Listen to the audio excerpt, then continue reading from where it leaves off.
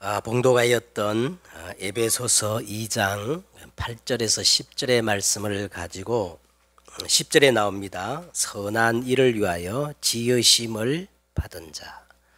더 정확히 말하면 그리스도 예수 안에서 선한 일을 위하여 지으심을 받은 자, 이런 제목으로 하나님의 말씀을 나누도록 하겠습니다. 시편 14편 1절에 보면 어리석은 사람은 그 마음에 이르기를 하나님이 없다 하는도다. 왜 그런 말을 하는가 하면 계속해서 성경은 이렇게 말합니다. 그들은 영적 죽음으로 마음이 부패하고 행실이 가증하고 선을 행하는 사람이 아니기 때문에 그 마음에 이르기를 하나님이 없다고 말한다는 것입니다. 심령이 가난한 자, 마음이 정직하고 진실된 사람은 인간의 실존을 정확히 깨닫고 그리고 하나님을 인정할 수밖에 없는 것입니다. 그렇다면 우리가 하나님을 찾는 신앙의 궁극적 목적이 무엇일까요? 무엇 때문에 우리는 예수 그리스도를 믿어야만 하고 오늘 우리는 이렇게 하나님 앞에 나와서 예배를 드려야만 합니까? 베드로전서 1장 9절에 보니까 우리 믿음의 모든 결론은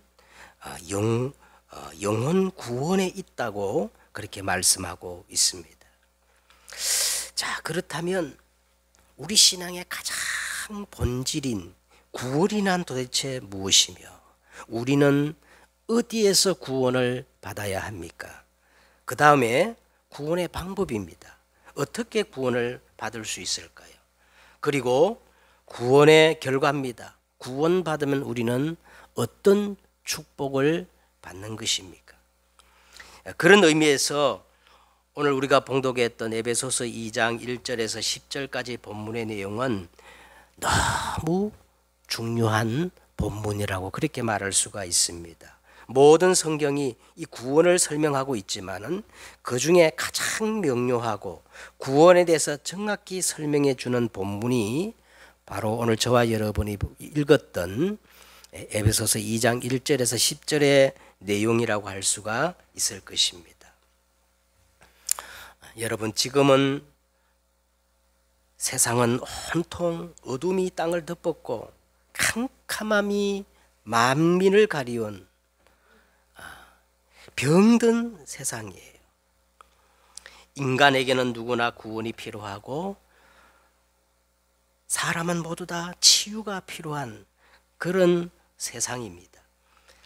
이런 자각이 없는 인생은 짐승수준과 똑같아요. 자, 오늘 본문을 보시면 왜 인간이 구원이 필요한가? 먼저 구원 이전에 인간의 그 상태를 정확히 기록하고 있습니다. 먼저 인간의 문제는요, 눈에 보이지 않는 문제이기 때문에 사람들이 실감하지 못하고 인정하지 않습니다. 자, 오늘 에베소 2장 1절에 보세요. 인간의 근본 상태. 인간은 태어날 때부터 이 근본 상태를 가지고 태어나요. 허물과 죄로 죽을 것이다가 아닌 이미 허물과 죄로 죽어 있는 상태입니다. 전적 타락이요, 절대 절망적인 상태입니다. 그 영적 상태가 어떤 상태입니까?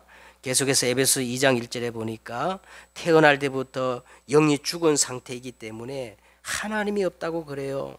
그런데 어느 날 반드시 영적 문제가 이제 찾아오는데 그때 너희는 그 가운데서 행하여 이 세상 풍조를 따르고 공중의 권세 잡은 자를 따랐으니 곧 지금 불순종의 아들들 가운데서 역사하는 영이라.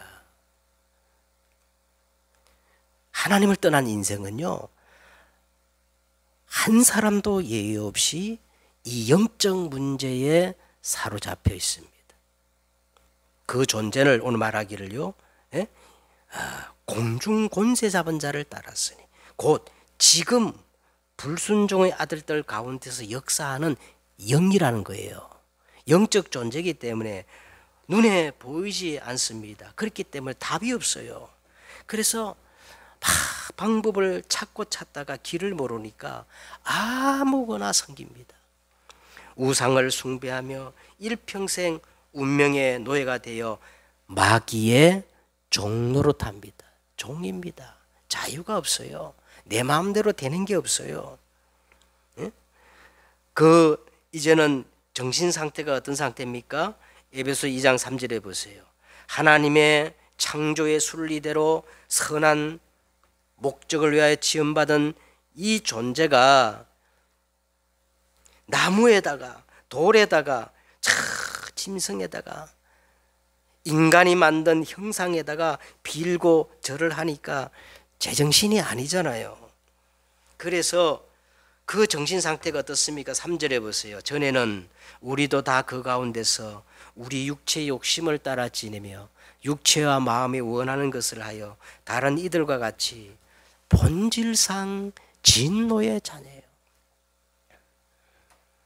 그래서 인생을 살아가면 갈수록 더 행복해지는 것이 아니라 살아가면 갈수록 수고하고 무거운 이 버거운 짐에 눌리게 되어지고, 그리고 우울증, 조울증, 공황장애 이런 각종 정신 문제에 시달리게 됩니다. 더 나가서는요, 뭔가에 막 집착하게 되고, 완전히 이제는요 자기 의지대로 안 들어요. 조현병. 어떤 사람은 이 정신이 귀신 들려가지고요, 귀신이 시키는 대로 하는 그런 사람들이 생겨나는 것입니다. 자, 그런데 여기서 끝나는 것이 아닙니다. 이제는 서서히 이 눈에 보이지 않는 문제가 이제는 눈에 보이는 문제로 드러나기 시작하는데, 그 육신 상태가 어떻습니까? 어느 날 의학으로, 돈으로, 노력으로 절대로 해결할 수 없는 불치병, 난치병, 고질병, 이런 질병이나 아니면 저주와 재앙, 불가항력적인 그런 한계를 맞아 괴로움을 당하게 되는 것입니다. 그러면 죽으면 그만이지. 그래서 사람들은요, 죽으면 모든 것이 끝날 거라 생각하고 막 자살하는 사람들이 얼마나 많습니까? 죽으면 끝나면 얼마나 좋겠어요. 그런데 죽으면 끝나는 것이 아니라 한 번 죽는 것은 사람에게 정하신 것이요, 죽으면 끝나는 게 아니라 그 후에는 뭐가 있어요? 심판이 있으리니. 사람이 살아있을 동안에만 구원의 기회가 있어요. 죽으면 심판받고 돌이킬 수 없는 영원한 멸망, 지옥이 있다고 성경은 밝히 말하고 있습니다. 그러면 우리 후대 상태는 어떻습니까? 이 모든 문제가 그대로 영적 유산이 되어져서 3, 4대까지 후손들에게 대물림 되어진다고 성경은 분명히 경고하고 있습니다. 자, 그렇다면 구원이란 게 도대체 뭘까요? 지난주 우리 말씀을 정리했는데, 구원이란 허물과 죄로 죽었던 너희를 살리셨도다. 과거 문제 해결이 구원입니다. 구원이란 뭔가? 에베소 2장 1절에 이 세상 풍조를 따르고 공중의 권세 잡은 자를 따랐으니 곧 지금 현재 불순종의 아들들 가운데서 역사하는 그 영에게 빠져나오는 것, 다시 말하면 현재 문제 해결이 구원이에요. 또 구원이 뭡니까? 에베소 2장 6절에 나옵니다. 또 함께 일으키사 그리스도 예수 안에서 함께 하늘에 앉히시니, 미래 문제 해결이 구원입니다. 더 나가서 에베소 2장 7절에 보세요. 그리스도 예수 안에 있는 자비와 그 은혜의 지극히 풍성함을 오는 여러 세대에 나타내려 하심이니라. 다시 말하면 참된 저 후대까지 가문, 후대까지 참 응답을 받는 것이 구원이라는 겁니다. 자, 그러면 어떻게 구원을 받을 수 있을 것인가? 어떻게 구원을 받을 수 있냐? 구원의 방법입니다. 인간에게는 구원의 길이 전혀 없어요. 인간에게 구원의 길이 있다 하는 것이 종교입니다. 그런데 성경은 일관되게 인간에게는 구원의 길이 전혀 없어서 그래서 창조주 하나님이 우리 인간을 사랑하사 구원의 길을 내셨는데 그 구원의 길이 뭐냐? 오늘 8절 우리 다 같이 읽겠습니다. 8절 너희는 그 은혜에 의하여 믿음으로 말미암아 구원을 받았으니 이것은 너희에게서 난 것이 아니요 하나님의 선물이라. 행위에서 난 것이 아니니 누구든지 자랑하지 못하게 함이라. 이 은혜가 바로 뭐냐? 예수 그리스도예요. 예수 그리스도. 우리의 믿음도 아닙니다. 그 어떤 행위도 아니에요. 공로도 아닙니다. 선행도 아니에요. 너희가 그 은혜에 의하여 바로 그리스도는 과거 문제를 해결하신 대제사장이십니다. 그리스도는 현재 문제를 해결하신 만왕의 왕이셔요. 그리스도는 미래 문제를 해결하신 참 선지자이십니다. 그리스도는 지금 그 이름으로 역사하시는 모든 문제 해결자가 되십니다. 자, 그러면 구원받은 자의 축복, 구원받은 자의 보정, 구원받은 자의 이 보정 인을 짓다 그랬는데 그게 뭐냐? 오늘 에베소 1장 13절에 보니까 그 안에서란 말은 성령입니다. 그 안에서 너희도 진리의 말씀 곧 너희의 구원의 복음을 듣고 그 안에서 또한 믿어 약속의 성령으로 인치심을 받았으니 예수님께서 이렇게 말씀하셨어요. 내가 아버지께 구하겠으니 내가 아버지 하나님께 구하겠으니 그가 또 다른 보혜사를 너희에게 주사 영원토록 너희와 함께 있게 하리니 그는 진리의 영이라. 세상은 능히 그를 받지 못하나니 이는 그를 보지도 못하고 알지도 못함이라. 그러나 너희는 그를 아나니 그는 너희와 함께 거하시며 또 너희 속에 계시겠습니다. 다시 말하면요, 구원의 축복이 뭐냐? 보혜사 성령이 지금 내 안에 항상 나와 함께 영원토록 동행하심으로 이제 우리의 보좌의 배경,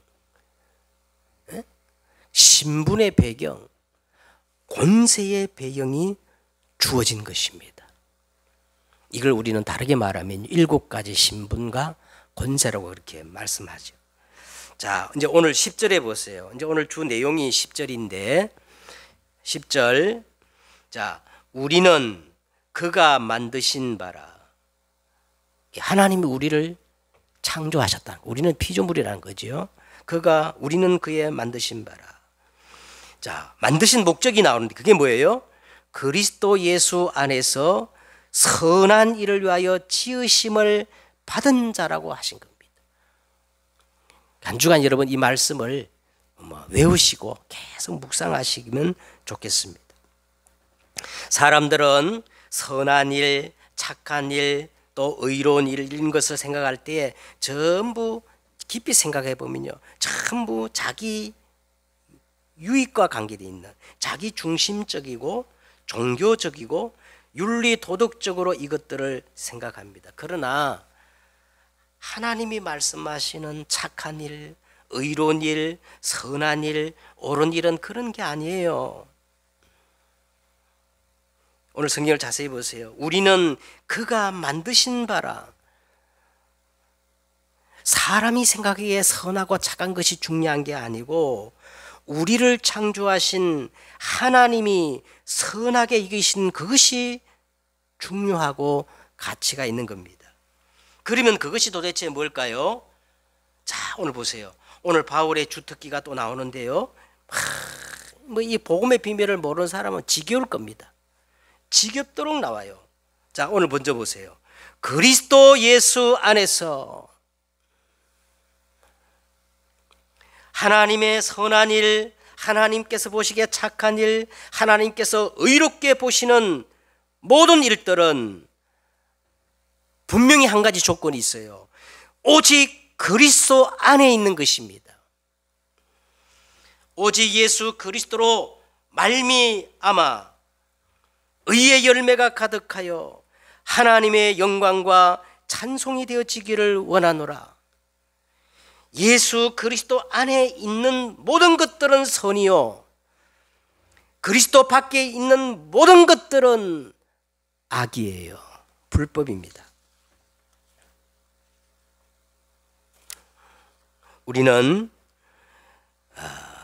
그리스도 예수 안에서 선한 일을 위하여 지으심을 받은 자들이라고 오늘 말씀했는데, 그러면 이 하나님이 이 목적을 이루기 위해서요, 가장 먼저 뭐가 중요하냐? 시작이 중요하겠지요. 그래서 오늘 서론적으로 먼저 대부분 모든 사람들은 잘못된 시작을 하고 있습니다. 그래서 하나님이 우리를 지으신 본래의 목적, 선하심을 위하여 지으심을 받은 그 목적을 이루지를 못하는 거예요. 자, 그러면 잘못된 시작을 어떻게 하느냐? 첫째, 가장 먼저 사단이 우리에게 뭘 집어넣어요? 틀린 생각을 집어줘요. 창세기 3장 1절에 보세요. 뱀이 여자에게 물어 이르되 하나님이 참으로 너에게 동산 모든 나무의 열매를 먹지 말라 하시더냐?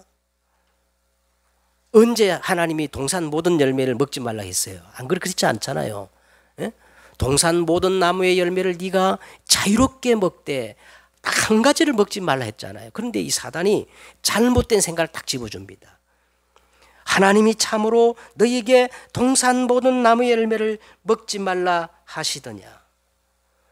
요한복음 13장 1절에도 보세요. 사단이 벌써 가룟 유다에게 예수를 팔려는 생각을 집어넣었더라. 이 사단의 전략이 가장 먼저 틀린 생각을 우리에게 갖다 줍니다. 근데 먼저 우리가 이 틀린 생각을 지워야 돼요. 그러면 이 틀린 생각이 뭐냐? 창세기 3장 자기 중심적 생각입니다. 뱀이 여자에게 이르되 너희가 결코 죽지 아니하리라. 너희가 그것을 먹는 날에는 너희 눈이 밝아져 네가 하나님같이 되어 선악을 알 줄 하나님이 아시고 그 못된 하나님이 너를 먹지 못하게 만든 거야. 이 말이 뭐예요? 하나님 믿을 필요가 없어. 네가 하나님이야. 네가 네 중심이 되어서 모든 선악간을 판단하고 네가 하나님이 되라는 거예요. 이 잘못된 생각을 우리가 빨리 지워야 됩니다. 그 다음에 두 번째는 뭐냐면 사람 중심이에요. 사람 중심, 물질 중심, 육신 중심의 이 생각을 치워야 돼요. 다시 말하면 창세기 6장입니다. 사람이 땅 위에 번성하기 시작할 때 그들에게서 딸들이 나니 하나님의 아들들이 사람의 딸들의 아름다움을 보고 자기들이 좋아하는 모든 여자로 아내로 삼은지라. 자, 하나님의 아들들이 사람들의 딸들의 아름다움을 보고 자기들이 좋아하는 모든 여자를 아내로 삼았다는 것이 뭡니까? 세상에 온통 사람 중심, 물질 중심, 육신 중심이 되었다는 말이에요. 또 우리가 어떤 것을 지워야 되느냐? 이 집단의 진중 논리를 지워야 됩니다. 창세기 11장입니다. 온 땅의 언어가 하나요, 말이 하나였다는 거예요. 다양성을 인정하지 못하고요, 반대편을 수용하지 않고 전부 자기들의 이념, 자기들이 가지고 있는 교리, 자기 집단의 진중 논리, 거기에 사로잡혀 있어요. 자, 보세요. 우리가 벽돌을 견고히 굽자 하고 이에 우리가 만든 벽돌로 하나님의 창조물인 돌을 대신하고, 예? 역청을 진흙으로 대신하여 또 말하되 우리가 만든 이 벽돌로 성읍과 땅을 건설하여 그 탑 꼭대기를 하늘에 닿게 하여 우리 이름을 내고 이 지면에 흩어짐을 면하자 하였더니, 전부 우리입니다. 여러분 보세요. 지금 세상에서 벌어지고는 이 모습이 성경에서 말하는 처음 상황과 어떻게 그렇게 똑같은지 몰라요. 이 생각부터 치유해야 됩니다. 두 번째로 우리가 치유할 것이 뭐냐면 오해의 치유입니다. 많은 것들이 오해겠어요. 부자 청년이 어느 날 예수님께 찾아와 이렇게 했잖아요. 선한 선생님이여, 내가 무엇을 하여야 영생을 얻을 수 있으리까? 예수님을 가리켜 선한 선생님이요 이렇게 오해했어요. 그 다음에 이 청년은요, 내가 무엇을 해야만 된다고 생각했어요. 응? 하야만 생각한다.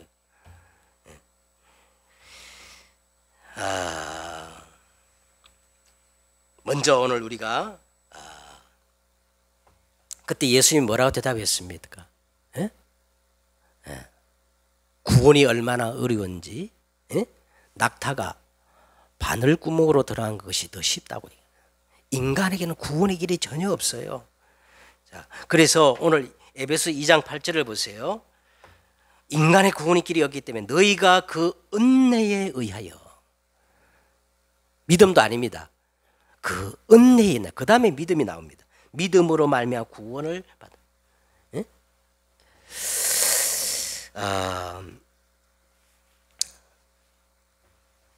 그래서 사람들이 구원을 은혜로, 선물로 받는다고 하니까 공짜로 받는다고 이제 생각합니다. 근데 이게 오해입니다, 사실은. 왜? 그래서 어떤 사람들은요, 이 기독교 복음을 은혜로 받는다 하니까 기독교 복음은 뭐 값싼 복음이라고 그렇게 폄하하는 사람도 있어요. 실제로 예수 믿는다고 하는 사람들조차도 이 은혜만 가지고 안 되고, 이 은혜가 공짜니까, 너무 값싸니까 은혜만 가지고 안 되고 다른 그 무엇이 필요하다고 오늘날 교회 강단에서 다른 것들이 얼마나 지금 강조되고 있습니까? 근데 자세히 보세요. 은혜는 절대 공짜가 아닙니다. 그리스도께서 우리에게 이 은혜를 주시기 위해서 십자가에서요, 중한 고통, 피를 흘리셨어요. 엄청난 대가를 지불하신 것입니다. 이 은혜는 값으로 매길 수 없고 계산할 수 없기 때문에 오늘 2장 8절에 선물로 주신 거예요. 그리스도가 십자가에서 다 끝났다고 했는데 굳이 끝까지 우리가 아니라고 말할 필요가 없어요.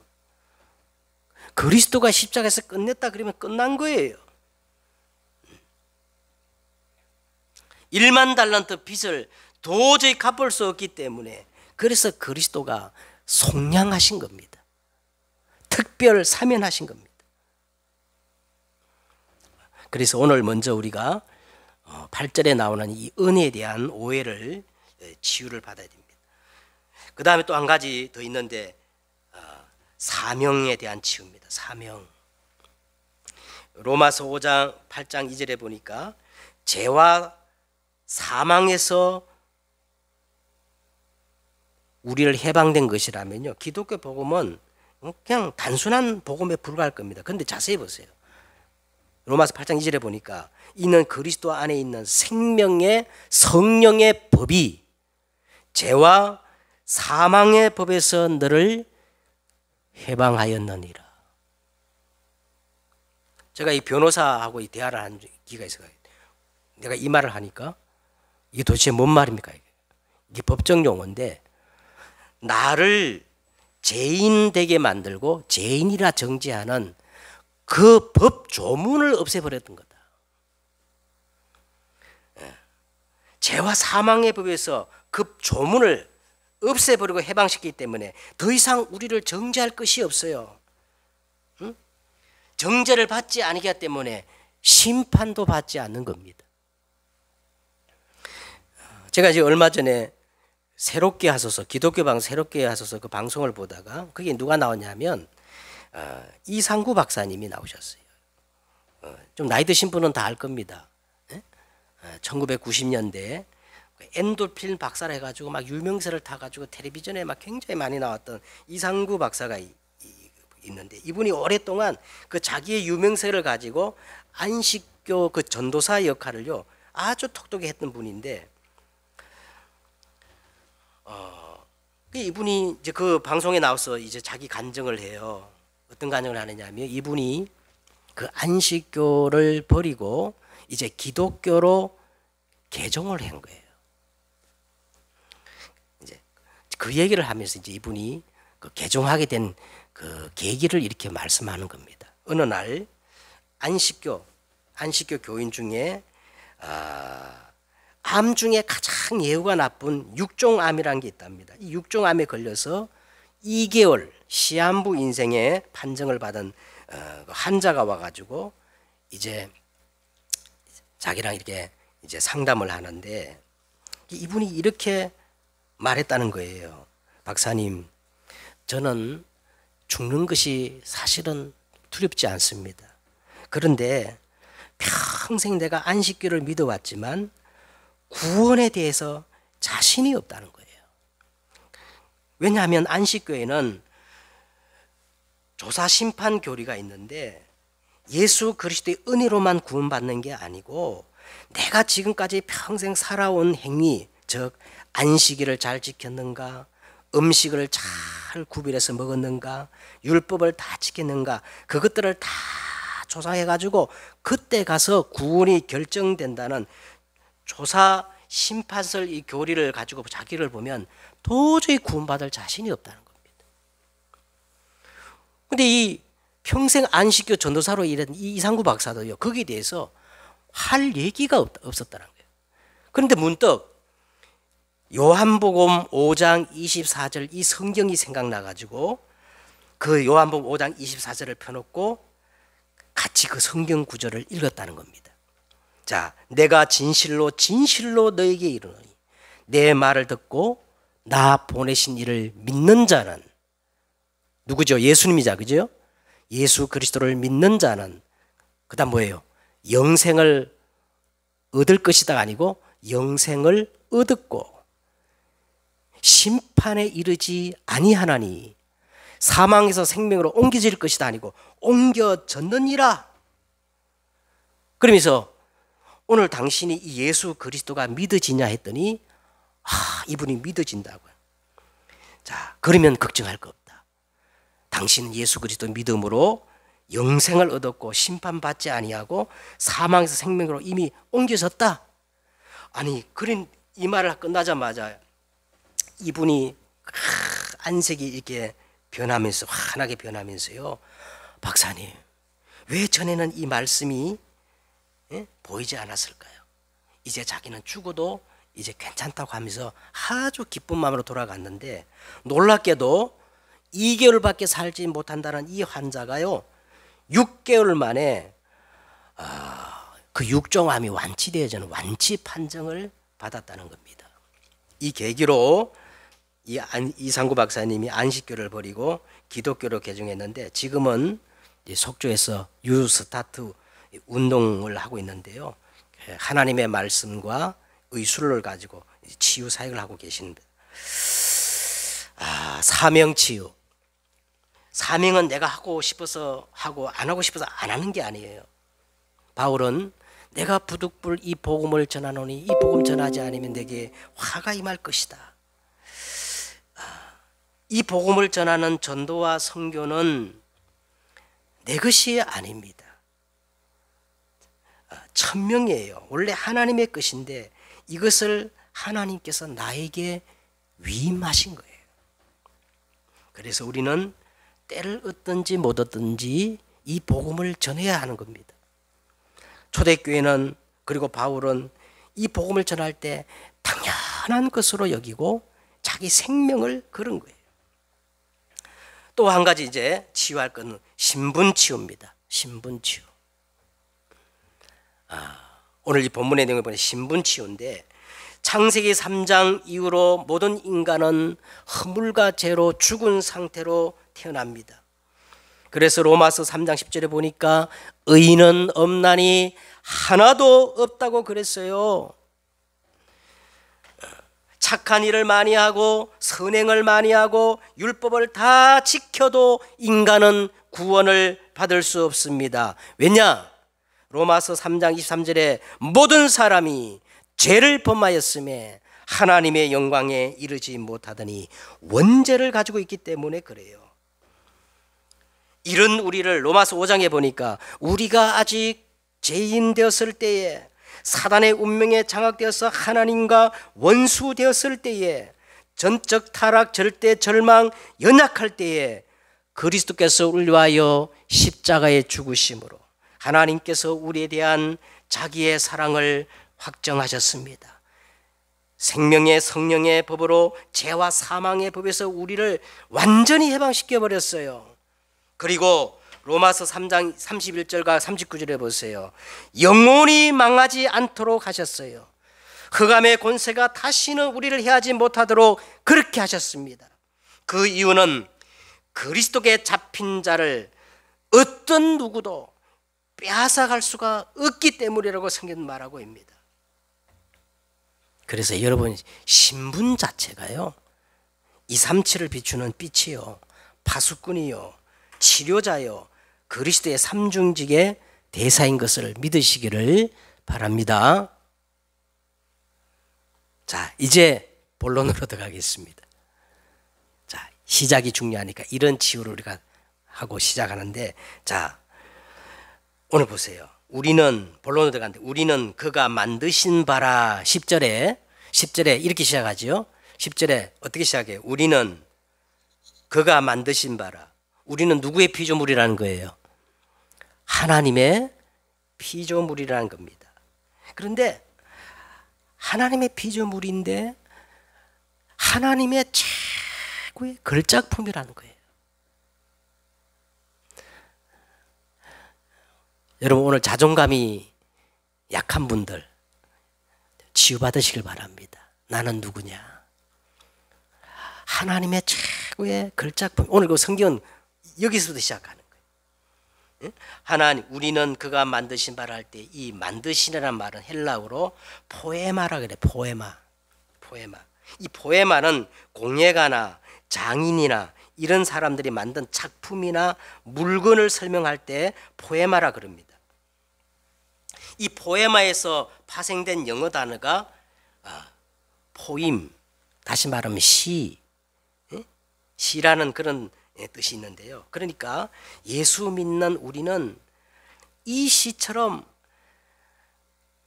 하나님의 가장 아름다운 최고의 걸작품이라는 거예요. 자, 먼저 창세기 1장 1절과 31절에 보면 하나님의 창조 사역이 나오는데, 거기에 보면 하나님이 모든 만물을 누구 중심으로 창조했냐면 인간 중심으로 창조하셨어요. 인간이 편하게, 사람이 보시기에 좋게. 그래서요, 하나님이 엿새 동안 천지와 만물을 창조해 놓고 지을 때마다 뭐라 그러냐면 하나님이 보시기에 좋았더라. 이 말이 계속 반복해 나옵니다. 자, 하늘을 지으시고, 야, 아담이 이것을 보면 얼마나 좋아할까. 그러면서 하나님이 보시기에 좋았더라. 자, 바다와 그 가운데 모든 것들을 만드시고 아담이 저 바다를 보면 얼마나 또 좋아할까. 하나님의 보시기에 좋았더라. 그리고 땅에 있는 나무와 꽃들을 만드시고 아담이 저걸 보면 얼마나 또 기뻐하고 좋아할까. 하나님 보시기에 좋았다. 그리고 마지막에 인간을 지으시고 하나님이 보시기에 심히 좋았더라. 할렐루야. 나는 하나님이 만드신 최고의 걸작품입니다. 그리고 이사야 43장 14절에 보면 하나님이 이렇게 말씀합니다.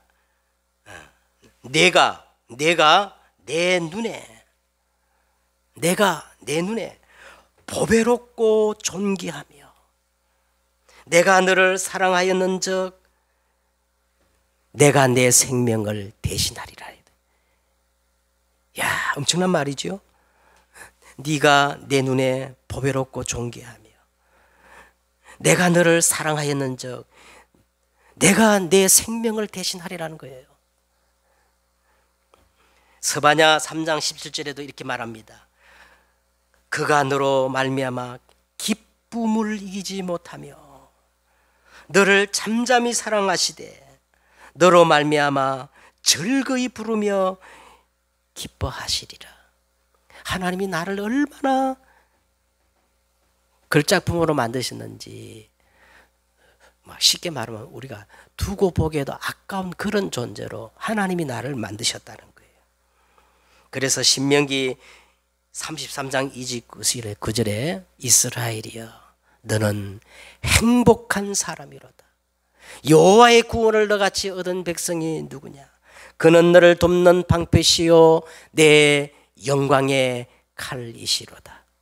신약성경 요한일서 3장 1절과 3절에 보세요. 보라, 아버지께서 어떠한 사랑을 너에게 베푸사 하나님의 자녀라 이끌음을 받게 하셨는가?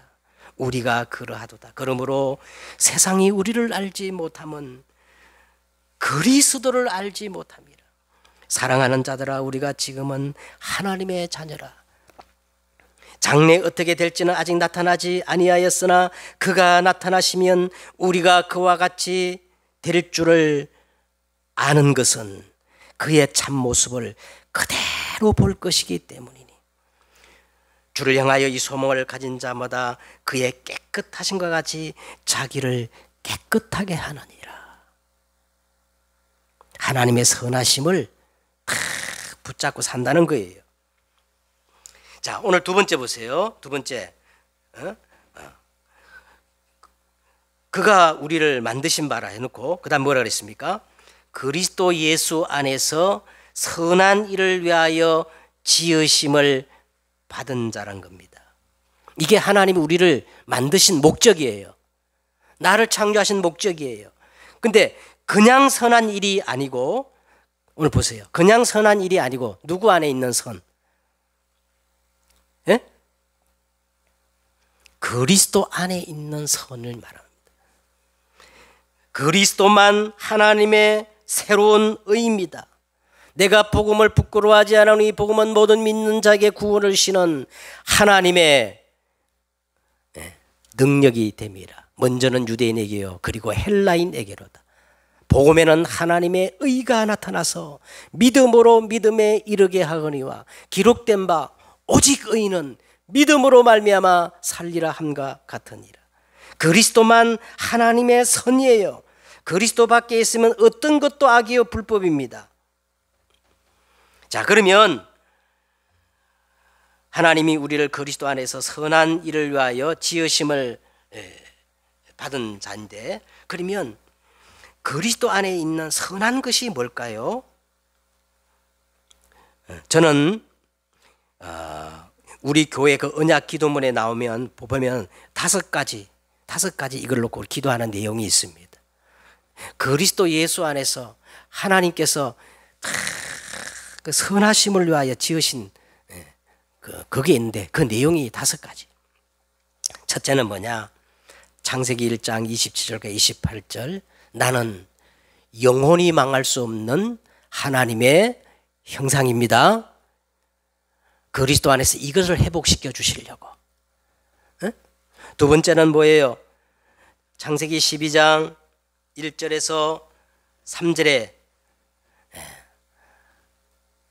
아브라함에게 주신 언약적 그 축복을 유업으로 상속받을 언약의 백성이 되게 하시려고. 셋째는 이사야 6장 13절에 보니까 남은 자, 남는 자, 남길 자, 남을 자, 렘넌트의 축복을 주시려고. 그 다음에 요한복음 1장 12절에 보세요. 영접하는 자 곧 그 이름을 믿는 자들에게는 하나님의 자녀가 되는 권세를 주셨으니 응답받을 수밖에 없는 하나님의 자녀가 되게 하시려고. 그리스도 안에서 이 선한 목적을 이루기 위해서 하나님 우리를 지으셨다는 겁니다. 그리고 베드로전서 2장 9절에 보세요. 이 시대에 유일한 답을 가진 그렇지요? 예? 오직 너희는 택하신 족속이요 오직 너희는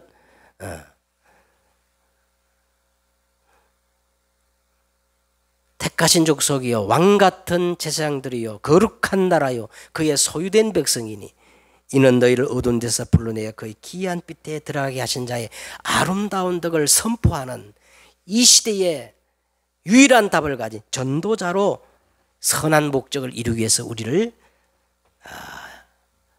지으시고 택하신 줄 믿습니다. 그 다음에 셋째로요. 오늘 본론 셋째로 보자. 자, 그 다음에 계속 성경 이렇게 씁니다. 하나님이 전에 예비하사 우리로 그 가운데서 행하게 하려 하심이니라. 그가 우리를 만드신 바라. 왜 만드셨어요? 그리스도 안에서 선한 일을 위하여 우리를 지으심을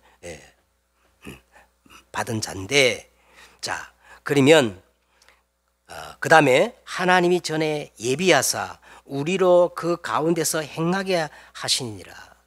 하나님이 전에 예비하사 우리로 그 가운데 행하게 하시니라. 자, 우리로 그 가운데 행하게 하심이니라. 우리로 그 가운데 행하게 하심이니라. 우리 지난 시간에 말씀 나눴잖아요. 에베소 2장 2절을 보세요. 2장 2절을 반드시 보셔야 됩니다. 2장 2절에 보면 그때 너희는 그 가운데 행하여 그 가운데 행하게 하사 그 가운데 행하여 똑같은 바울이 지금 말을 쓰고 있어요. 그러나 에베소서 2장에 나오는 그 가운데 행하여 하고 오늘 10절에 나오는 그 가운데서 행하게 하려 하십니다. 이거는 본질적으로 다른 겁니다. 에베소서 2장 2절은 이 세상 풍조를 쫓아가는 행함이고요.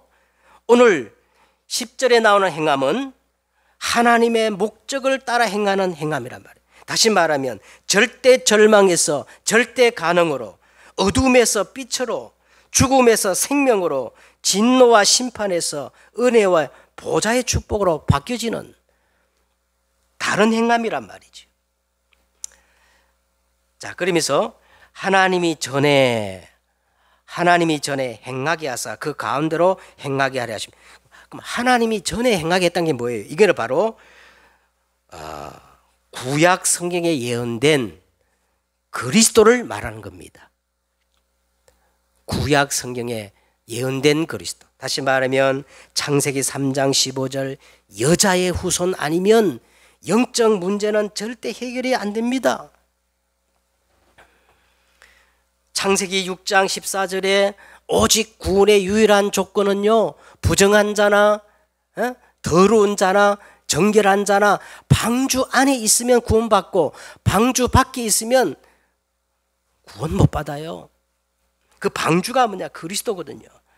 출애굽기 3장 18절 희생의 피제사, 이거 알아듣지 못하면요 절대 재앙과 저주 막을 수가 없어요. 이사야 7장 14절 보라 처녀가 잉태하여 아들 이름을 임마누엘이라. 이것이 유일한 징조입니다. 사인입니다. 영원한 생명입니다. 완전한 생명이에요. 자, 이제 결론을 맺겠습니다. 오늘 우리가 8절과 10절을 여러분 계속해서 우리가 말씀을 나누는데 어떤 결론이 나오느냐?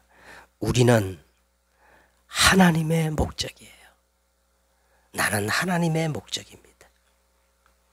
그래서 로마서 16장 19절에 보니까 선한 데 지혜롭고 악한 데 미련하면 사단이 너희 안에 무릎을 꿇으리라고 이렇게 말씀하고 있어요.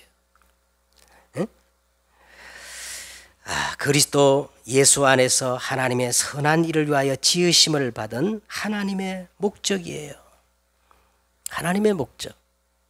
그래서 빌립보서 1장 11절에 보면 오직 그리스도로 말미암아 하나님의 영광과 찬송이 되어지기를 원하노라 그렇게 말씀하셨는데, 우리가 정말로 이 하나님의 선한 목적을 위해 지음을 받았고 이 선한 목적을 이루기 위해서 하나님이 가장 기뻐하는 것들을 해야 합니다.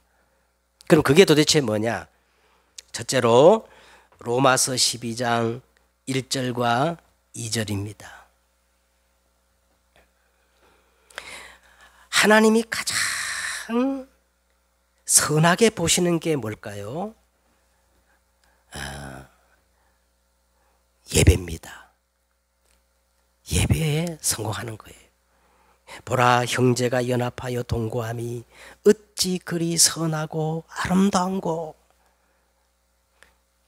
이 시편 113편이 하나님이 예배를 보고 그렇게 얘기했다니까요. 아버지께서는 자기에게 이렇게 예배하는 자를 찾으시느니라. 그래서 로마서 12장 1절에 보세요. 12장 1절에 이렇게 시작합니다. 그러므로 형제들아, 내가 하나님의 모든 자비하심으로 너희를 권하노니 너희 몸을 하나님이 기뻐하시는 거룩한 산제사로 드리라. 이는 너희가 드릴 영적 예배니라. 그래서 하나님이 가장 기뻐하는 게 예배예요. 근데 왜 이 우선순위를 놓칩니까? 오늘 우리가 예배에 성공하면 하나님은 반드시 6일 동안 살아갈 수 있는 모든 응답과 은혜와 힘을 다 주신 줄 믿으시길 바랍니다. 아멘. 이게 하나님이 가장 기뻐하시는 선한 복지, 선하시게 보시는 거예요. 자, 그 다음에 2절을 보세요. 그 다음에 뭐라 그랬냐면 이 세대를 본받지 말고 오직 마음을 새롭게 함으로 변화를 받아 하나님의 선하시고 기뻐하시고 온전한 뜻이 무엇인가를 분별하도록 하라. 자, 요걸 다른 말로 말하면 뭐냐면요, 말씀 포럼입니다. 하나님의 뜻이 뭘까? 더 나가서 있잖아요. 하나님이 여기에 대해서 뭐라고 말씀하실까? 그러면 더 좋아요. 그럼 사실은 끝난 겁니다. 그러니까 우리가 오늘 이 주일 강단에서 말씀을 딱 받았어요. 이 말씀을 가지고 뭐냐? 하나님의 선하시고 기뻐하시고 온전한 뜻이 뭘까? 이 말씀 포럼이 이루어져야 돼요. 이걸 하나님이 기뻐하시는 거예요. 여기서 하나님의 선하신 목적이 발견되는 거예요. 예? 그러기 위해서 어떻게 해야 돼요? 예? 여호와께서 말씀하시되 오라 우리가 서로 변론하자. 이 변론이 뭡니까? 말씀 포럼이거든요. 예? 이 말씀을 붙잡고 이제는 뭐냐? 고요한 시간, 묵상, 이 집중을 통해 가지고 하나님의 선하시고 온전하시고 기쁘신 뜻이 뭔가를 우리가 잘 질문하고 포럼해야 됩니다. 예. 아멘 하고 가가지고 한 번도 주일 강단 메시지 생각지도 못하고 기억하지도 않고 다시 그 다음날 왔어야 그렇구나.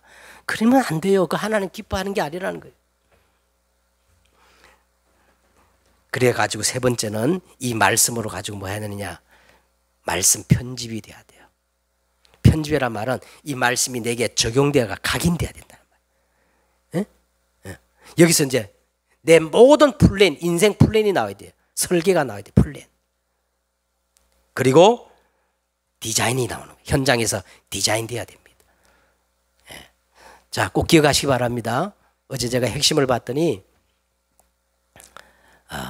이번 WRC는요 반드시 이 내용이 나옵니다. 편집, 플레인, 설계, 말씀으로 디자인. 그리고 랩런트들이요 WRC 때까지 계속 예비적으로 말씀을 들어야 된다는 거예요.